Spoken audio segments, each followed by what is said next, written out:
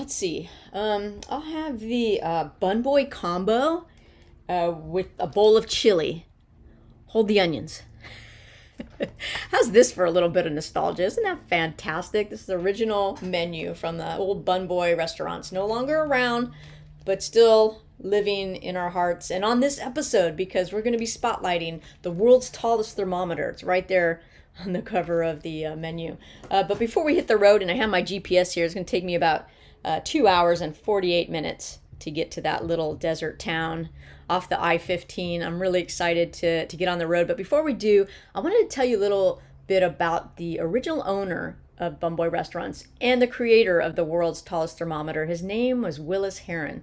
And it's important to know because we're going to be talking a lot about him, but he really was an entrepreneur. He was from Kentucky. He came to Baker in the early 50s. He saw a real need for a little town, like right in the desert, right alongside I-15, as Las Vegas was starting to get built up. People were coming in from California to Vegas. They needed a place to stop, gas up, get some food. Remember, 50s, 60s, 70s, the cars weren't that efficient, right? You couldn't go from LA to Vegas on one tank of gas. There was no way, and you were going to get there pretty slowly as well. So yeah, you wanted to have a gas station, a place to eat. Willis Herron also owned a motel in Baker, so he knew people were going to want to spend the night in Baker as well. So it was really a kind of a little buzzy town. Everybody stopped at Baker. But then, in the I want to say like the late 70s, maybe 80s, 90s, we saw a decline in Baker. A lot of it had to do with the more efficient cars coming out. Now you can drive to Vegas on one tank of gas and a lot faster. So that got more efficient. More little towns started popping up in the desert. So Baker wasn't your only option. So they started to see a little decline. And Willis Herron, being the entrepreneur that he was, sat back and thought, how can we bring people back into Baker? So he came up with this crazy idea to build this giant thermometer in the middle of the desert. And it did. It brought people back. And it's basically been a landmark there ever since. Of course, it has some storied history, which we'll be talking more about. But I wanted to just give you a background on Willis Herron. He was really a great entrepreneur, great businessman. He's known as a great employer. People loved working for him. And it's just a great story. So I wanted to give you that background, and starting route gonna to world's set tallest my thermometer. GPS here, and we're gonna get out on the road, and I'll meet you in the Mojave Desert. We're out here in the middle of the Mojave Desert at the gateway to Death Valley in a little town called Baker, California. Now, normally if you're driving down the Interstate 15, which is right to the north of me, I guess, as I'm standing here, you would normally just blow by Baker, right? Not even a thought in your head, not just a blink of the eye, and you'd be past Baker. If it wasn't for one thing, one special thing, the crown jewel of Baker, and the topic of this episode today, it's right behind me. It is the world's tallest thermometer. There she is. But first, a little history on Baker. Baker was a little train stop back in the early 1900s. It was built by T&T Railroad as kind of a stop. Of course, Interstate 15 wasn't here. There was maybe some railroad tracks and trains going by. In 1925, it was founded as a town and named Baker after Richard C. Baker, who was a partner in the T&T Railroad.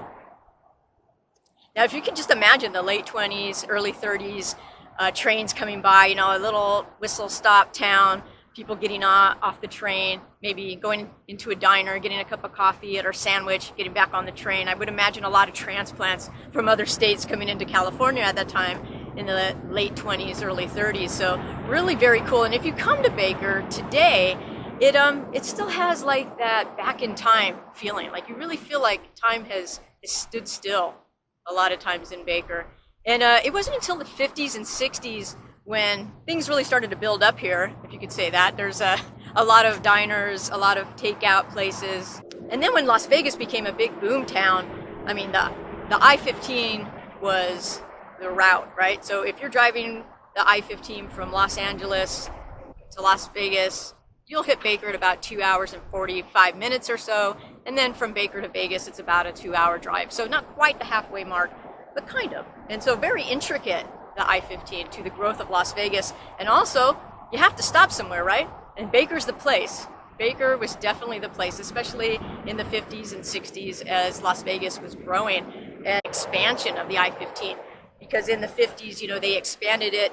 The I-15 runs, if you don't know it, from San Diego, actually the US-Mexico border, San Diego, all the way to Alberta, Canada. That's right. So you go through California and San Bernardino County, which is where I'm at right now, through Nevada, Utah, Arizona, Idaho, Montana, all the way up into Canada. So true interstate highway, and very important to the growth of Las Vegas, and also to Baker as well, which we'll be learning a lot. Now today, Baker is still a very small town, a very small population. I think at last count it was 845 people here in Baker. A lot of distressed businesses that you see closed doors or boarded up windows. But there are a lot of businesses still thriving here.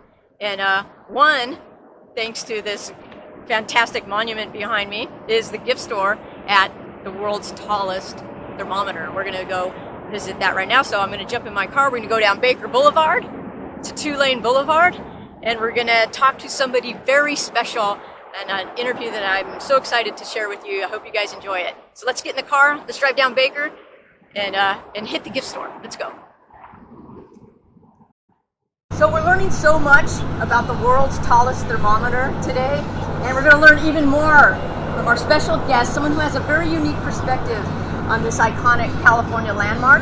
Please welcome LeRae Harguess. Hi LeRae, thank you for coming on. Hi there, thank you for having me. Thank you for wanting to learn more about our family legacy and the world's tallest thermometer here in Baker, California. It's something near and dear to my heart. My dad built it, Willis Herron, and it just is very special to me. So thank you for featuring us. Well, thank you. And now that we know the connection that you have to the world's tallest thermometer, it's such an awesome story. Tell us a little bit about yourself and your background. Did you actually grow up in Baker? So I did grow up here in Baker. I'm currently a high school counselor, but I grew up here in Baker in the 70s. I lived in Barstow, grew up in Barstow, and then when my dad met my mom and they got together, my mom was a single mom of 3 little girls. And when they met and got together, then we moved out to Baker, and I lived out here and went to school out here. Well, such a cool story. And your father, Willis Herron, he was a successful businessman and an entrepreneur. What inspired him to want to build this giant thermometer in the middle of the desert? So my dad was an entrepreneur, and he loved the desert. He loved Baker, California. He actually had a huge love for landmarks. He had a love for thermometers. Being in Baker, where it is so incredibly hot, he always liked to do things to play on the heat.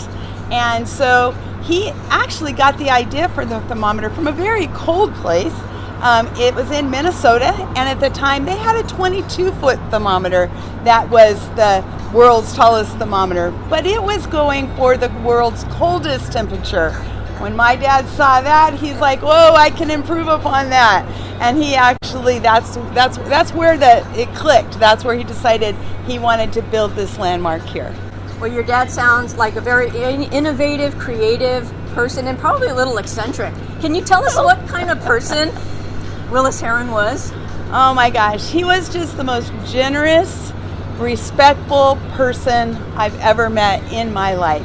He had a huge love for family. Family was number one to him, but his family was large because he considered the town of Baker his family, and he loved this town. He loved the people in this town, the people that worked for him. There's still lots of people in town that worked for him.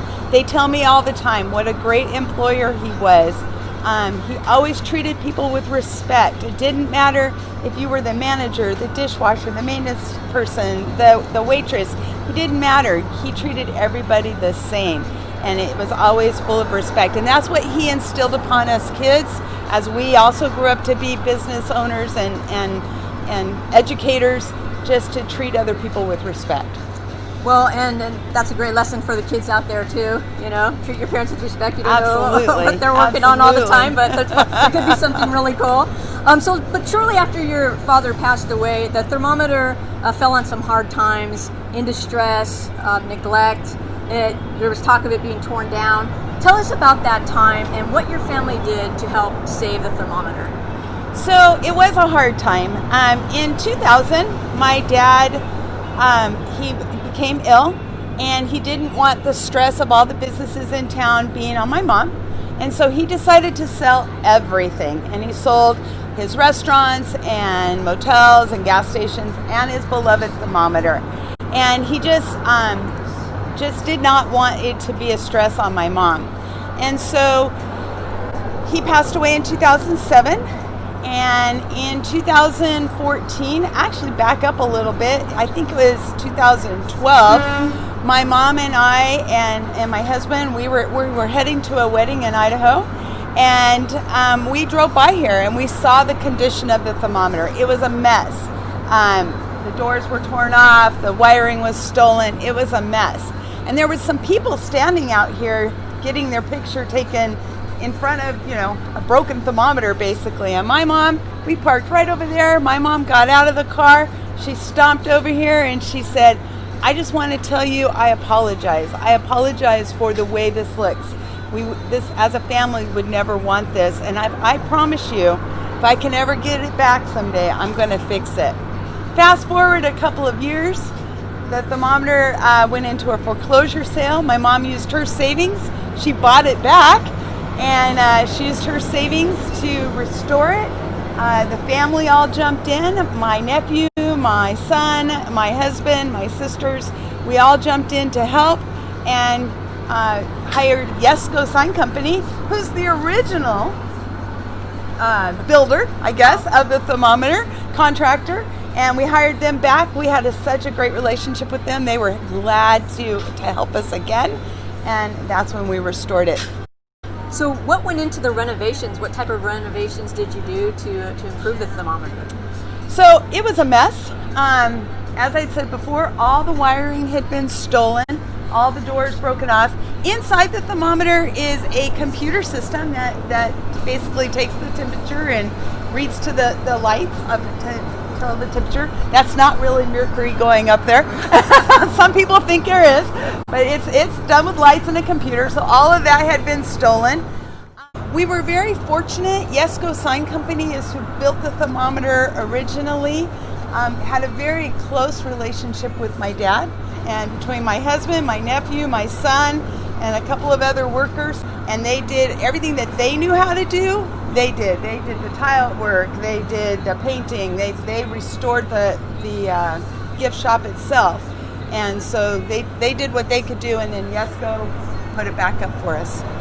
All of this out here was, when my dad had it, this had a huge atrium, shaded atrium with misters and everything. My dad wanted it to be a comfortable place for the traveler to stop. Well, one of the former owners had ripped all this out and made this a parking lot. The former owners turned it into kind of like just a convenience store, and so that's why they made this a parking lot. We decided that's not what we wanted to do. We wanted a souvenir store to help support the thermometer. We didn't want my mom to be out any more money. And so 100% of our proceeds from the store just go to do that. So we redid the store, redid all of this, added some picnic tables and umbrellas so the traveler could still stop. My mom wanted to make sure we always kept grass here because my mom loves dogs. So she wanted a nice cool area for people that travel with their dogs to be able to get out and walk their dog in the grass. She didn't want their little paws on the hot concrete. Well, your mom sounds like a very special person as well. She is. She's an amazing woman. She's 85 years old. She lives in Apple Valley. She is pretty frail. But she was excited that I was coming out here today and basically said, talk up our family, talk about our family. Well, I hope we're doing her proud, because this is a labor of love, and it definitely shows the family togetherness to try to get this landmark up and running. And it's It's an iconic monument. And one of the things I notice when I drive up here is the number at the very top. It's 134. Is there a significance to that number?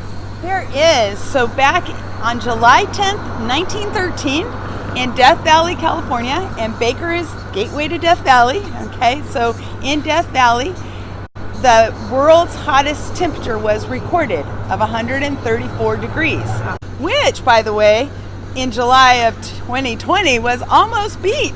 Oh, no way. Because in July of 2020, it actually hit 130 degrees in Death Valley. Oh. So, and you know what? It's only August. It's not done yet. It still might go. Today's pretty warm. Could you seriously fry an egg on the sidewalk at that temperature? Or? You know, as a kid, that was a joke. We did it all the time. Oh, I was going to ask you if you did. We did it all the time. And so we always had, we loved to do it for the travelers. The heat didn't bother us because we were out here all the time. And so I remember growing up out here. I remember it being in the 120s, and so I definitely remember that. But yeah, you can definitely crack that egg on the blacktop and it'll fry. Yeah, I can tell you grew up out here because I'm sweating bullets and you haven't broken a sweat, so I don't know. I like the desert. The deal is. But you know what? There's really kind of a cool mystique about the thermometer. Like you said, even when it was broken down, people were stopping by, taking selfies. Why do you think people are drawn to it to get off the road in Baker in ungodly weather and take selfies and go to the gift store? What draws people in, do you think? Well, I'd love to think that it was just the thermometer. I obviously do think too, and the reason why my dad picked Baker, California is he understood people, and he understood people's bodies and people's need to get out of a car. So I would love to think that they're all coming to see just the thermometer, but I think the real reason is they need to get out of their car and walk around a little bit. But they do love to come to the thermometer. We see customers all the time that say, I have pictures when I was a little kid standing in front of the thermometer, and now I want to do it with my kids and my grandkids. And we've had those pictures shared with us 1,000 times of just it. That's like the thing. When you're coming around the corner on the freeway, the thing is, right, even though we all have thermometers in our car, what do? Who can guess what the thermometer is going to say? What's the temperature, right? That's what we like to do, and it still happens to this day. People still do that all the time.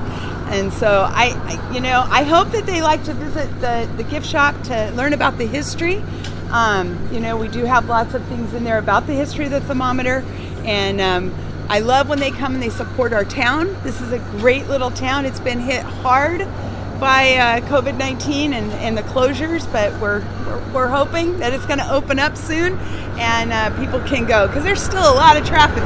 There is, as you can tell. But the town itself aside, we are also learning about Baker today, and it's pretty interesting for a little town of like 830 something people or whatever. It's still pretty interesting, and we can see the labor of love that your family has really poured into this, and I think it's appreciated by the tourists and by the locals aside. But what would you say to future generations who come by the thermometer? What would you like for it to stand for in the future? Or what would you like the kids to know about or understand more about, I should say? Well, I hope that people will learn our story, and that they will learn that this was not done for money. This was not done. Yeah, I'm going to give you. When my dad built it, he had businesses in town. He wanted to draw you here. He wanted you to buy a hamburger at his Bun Boy restaurant, or a milkshake at different restaurants, or stay in the motel. That definitely was. But when we got the thermometer back, it wasn't about that. It was about restoring legacy. And I would hope that as people, future generations, I hope my own grandchildren, we bring them out here several times a year. And, I have 5 little grandchildren, and they love the thermometer. And I hope that they will continue this. And my grandchildren never met their great-grandfather, but my kids knew him, and we just hope that it's the family legacy that to learn how important those things are, because you know what, I didn't appreciate it until he was gone, and I wish that I had appreciated it more. I do know he's looking down on me. I feel him every time I'm out here, and I think he brings great people to talk about the thermometer, and he loves that too. And so just remember legacy. Just remember legacy. I think that would be the most important thing. It's so cool that you'll pass it on to your kids. I hope so. We'll keep an eye on them. Make sure they keep it up. But Please. I'm sure they will. LeRae Harguess, thank you so much for taking the time to talk with us today and to let us in on your family legacy. It really means a lot to us. We appreciate it as California locals and, of course, as visitors as well. And thank you also for your work as an educator. We really appreciate that as well. So absolutely. I love kids, always have, always will. I have a family full of educators. It's funny. My dad was hoping that one of us would go into the business and take it all over. And instead, we all went into education. My sisters were both teachers. They're retired now, but we all went into education. And so, but we have business backgrounds too. So. Yeah, business, education, learning, it's all coming together at the world's tallest thermometer. Absolutely. So thanks a lot, guys. Thank you, LeRae. We appreciate you. Thank you. Now, you can't visit the world's tallest thermometer without visiting the official gift shop, Temp 134. And LeRae was kind enough to show us around a little bit and give us some more stories. So, and then they brought in this pipe, which I'll tell you about that pipe in a second, but they brought in the pipe, obviously poured the concrete, put in the pipe, and it's a telescoping pipe, so you can see in that picture. And then they built the outside, fabricated the outside in a factory, and then brought those pieces, kind of like Legos. And you can see where they had them all sitting below the thermometer. Yeah. And then that's when they were putting the last one up. As I said, got ready to have the party, got ready to turn on the lights officially. And on Thanksgiving Day, we received the call that the thermometer had blown down, and you can see the red ball. See where? So that's where it snapped. So where the red ball is out there. No one was hurt. The only fatality was an Edison truck, brand new Edison truck that was parked back there. We joke today that Edison's still out to get us because of that. That's why our electric prices are so high. So then, after a little bit of pouting, my dad said, put it back up. And then, as you can see, this is where I was talking about, like with the atrium and everything out front with the misters. That's how it used to be. Is that when we first opened, it's tradition to put up your first bill, right? For good luck. So this was our first bill. Guy bought a t-shirt, very first thing, so we have that up there. And so we had a couple from the country of Bahrain, and they asked me, they said, why is that on the wall? And I said, well, you know, it's customary. And they said, well, we want ours up. And so this is their bill. And at the time, we just kind of taped it up there next to ours. And then more people started coming, and they were like, but we want ours up. But then it started looking a little tacky, just having that. So we started framing them. Wow. And so since 2014, so 6 years, someone from each and every one of these countries has been in our store and given us currency from their country. There is obviously duplicates, but it is just amazing what this has turned into. And we actually even had one, I don't know where it is right now, but he came back a few years later, and he goes, and I want to say it was Romania. Like he one of the early ones. And he goes, that's mine. And I said, it is. And I'm like, well, you know what? You didn't sign it when you were here because we didn't know we were going to do this. Oh, I see the whole sign. He went on his phone. He figured out the day and the date that he had been here years prior. We took it out. He re-signed it and put that original date on there. But yeah, so now we have them sign them. And just amazing. Just amazing. What a cool thing. Like something like you didn't really expect to happen. No, we never in a million. I don't know what we're gonna do because we keep getting more and more and more. And I don't know what we're gonna do when we take care of our wall here. Yeah. We'll figure it out. We'll figure it out.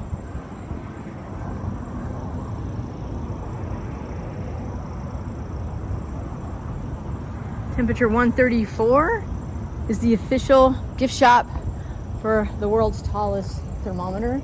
And right across from there is the original Bun Boy. Well, not the original.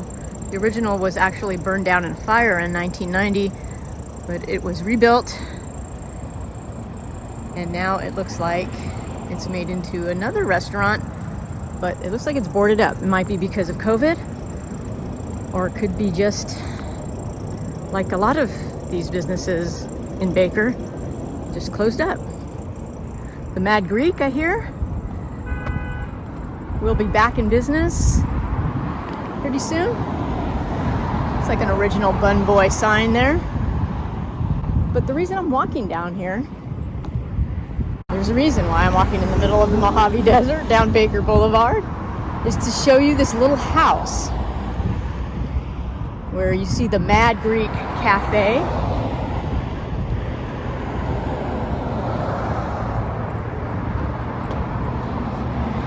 That little house, believe it or not, once belonged to the Herron family. Willis Herron and his wife and daughters lived there.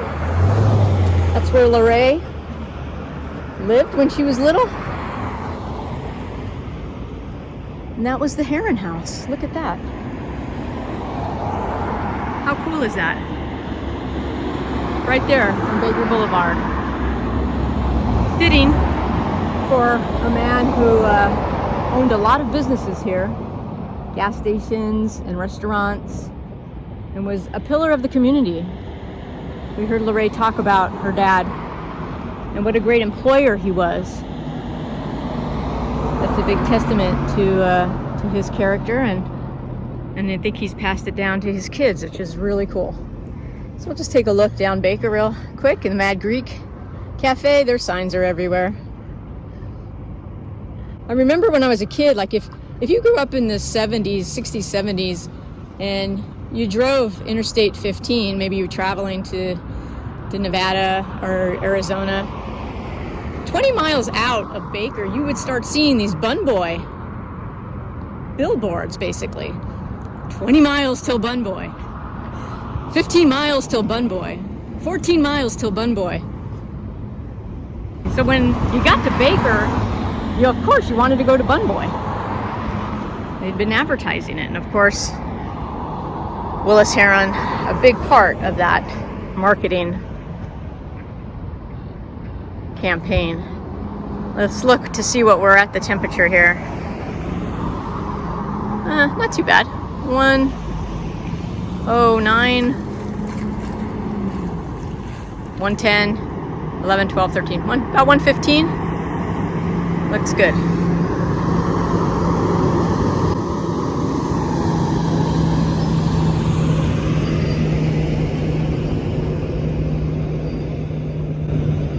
I kind of want to go look around in there, but everything's boarded up. So. All right. Well, I really hope that you enjoyed this episode of Mission California. It was fun to drive through Baker and to meet LeRae Harguess, the owner of the world's tallest thermometer. How cool was that? So much information, so much history and legacy wrapped up in that. I don't think I'll ever drive by the thermometer the same way again, right? There's just so much to learn and so much to know. And just a great story. I hope you enjoyed it. If you did, follow us on social media. Mission California, we're on Twitter and Instagram at Mission Calif. And of course, visit our website, mission-california.com. And of course, subscribe to this channel. Hit the subscribe button and the bell so you don't miss any new episodes that come out. Got to get back in the AC, man. I'm melting out. I hope you guys enjoyed the show, and we'll see you guys next time. See you on the road.